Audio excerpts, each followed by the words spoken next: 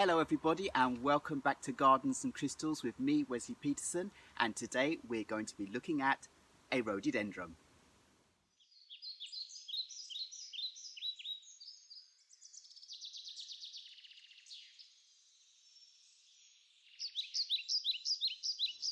Now, I just wanted to come out and show you this wonderful rhododendron here at the moment.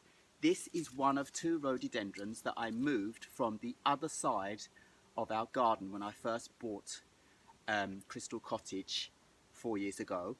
It was just a little plant like this, and it was right in the middle of the grass. There were two of them, and I just didn't understand why they were put there. So I decided I wanted to move them to the edge of the perimeter of our garden because it would be nice to have these rhododendrons grow up and bush out, give us flowers in the early spring, in April, May time, and then give us evergreen foliage for the rest of the year so we have winter interest.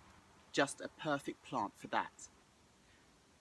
And since this plant has been here, it has just flushed out, and it has, it is so big now, and it looks wonderful. But the point of showing this video today at the moment is that usually these plants only flower in early spring. But look here, it is flowering in nearly the middle of September. That is so unusual. And they're beautiful, clear flowers. The little tiny buds are pink, and then they become more white the bigger they get. And in their center, they have a kind of yellowish, creamy patterning. And I'm just so shocked. I'm just so thankful that this plant is giving me a second show this year. There are buds opening all over it. So let me take you in for a closer look at these buds. Now have a look at this. We'll start down here with this beautiful bud here. Look at that. And the pink of the little buds before they come out. You can see down here another one. And then we'll go up to the top. Look at this display here. Can you believe that this is the middle of September nearly, and this rhododendron is putting on a beautiful show? I just couldn't be more pleased. I just had to get out here and show you this. Look at these flowers being pollinated by the flies.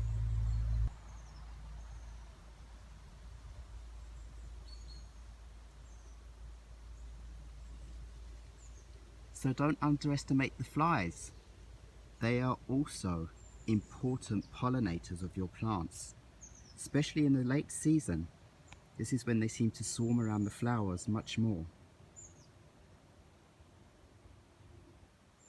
Look at this beautiful little hoverfly. A hoverfly and a fly.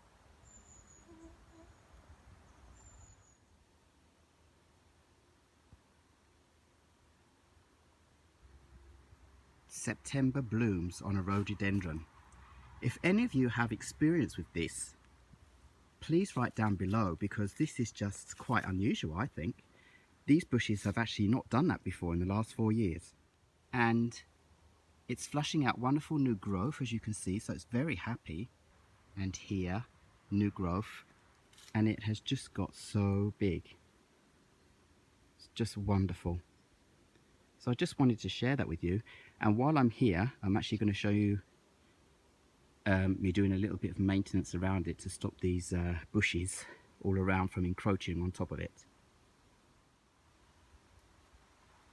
We're just going to pan around quickly as well to the other rhododendron bush that was moved from the other side of the garden. This is also near enough as big as the other one. Now look, they're just starting to come out now. Absolutely beautiful. I'm so happy, I'm so surprised, because if we should go and look at the other rhododendrons in the Botanical Garden right now, we will see that none of them are flowering at this time of year, just as can be expected, of course. These were all small plants that I bought when I was out raiding the rack. for rhododendrons almost a year ago, small plants, and they've all grown a huge amount since last year. And they all flowered, and they all have different colour flowers too. I just went and got a bit of everything. I don't need the same colour everywhere. I just want a wild looking garden with beautiful rhododendrons. Look here. The snail has decided to rest in the top of this one. So that's the rhododendrons. In the Botanical Garden area, I have a lot more in Yorkim's Corner, and I will be buying more this year to spread all the way along the perimeter of the Botanical Garden so that I get this flush of different colours in April, May. So let's get back to tidying up around this beautifully September flowering rhododendron so that it has space to spread out even more. So, just need to put my gloves on, of course, and then we can get the pruners out, snip away. Before I go too far, I've just actually seen a plant that's come here by itself that I want to plant into another area of the Botanical Garden where I found more of these self-seeded plants. Just going to get it up and I'll show you what it is. Okay, just got it. Can you see this? Isn't that beautiful too? Lovely leaves. This is a Columbine, and they've been self-seeding around in my garden. They have absolutely beautiful flowers. Late spring, purple. I get deep purples, light pinks. I've also had a white one come this year as well. So I've put these all in one bed, or two separate beds actually, where they can flush out and look beautiful. And they get quite tall. They can get to 1/2 meter or more. So yes, can't wait to go and put that out in the Botanical Garden. This bush here was here when we bought the cottage, and it is all over the place around the edge and creeping into Crystal Woods. But it really doesn't look very nice in the winter. It's completely brown, dies off, no winter interest colour. But in the summer it has really nice leaves, and it has wonderful white flowers all over it, and that looks nice for a short period.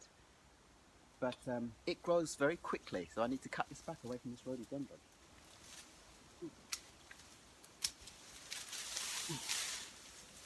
Bunch of flowers, anybody?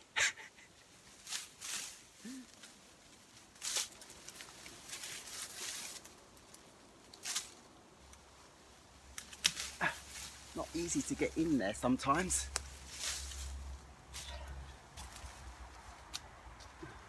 Now it's easier for me to get in. I can go further down and cut them right back to the bottom.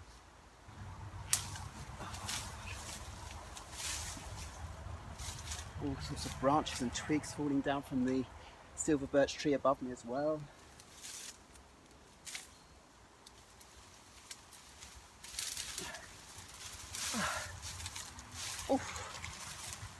I'm going to have a huge pile of these that I'm going to have to burn up at the end of the autumn season here. It's really important to get the ones that are growing up in the middle of the plant at least.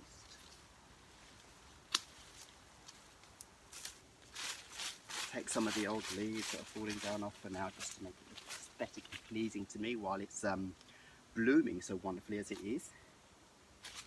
And that's it. I don't want to take too much away from the edge here, because this is actually protecting us from the roadside outside. I just want to make sure that this beautiful rhododendron doesn't get crowded out here at the front. And I've got beautiful ground covering plants on the ground here that will be able to flush out a little bit more.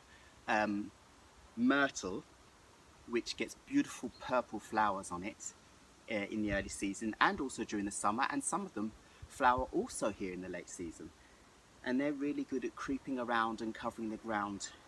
I'll take you a little bit to show you what I'm talking about here.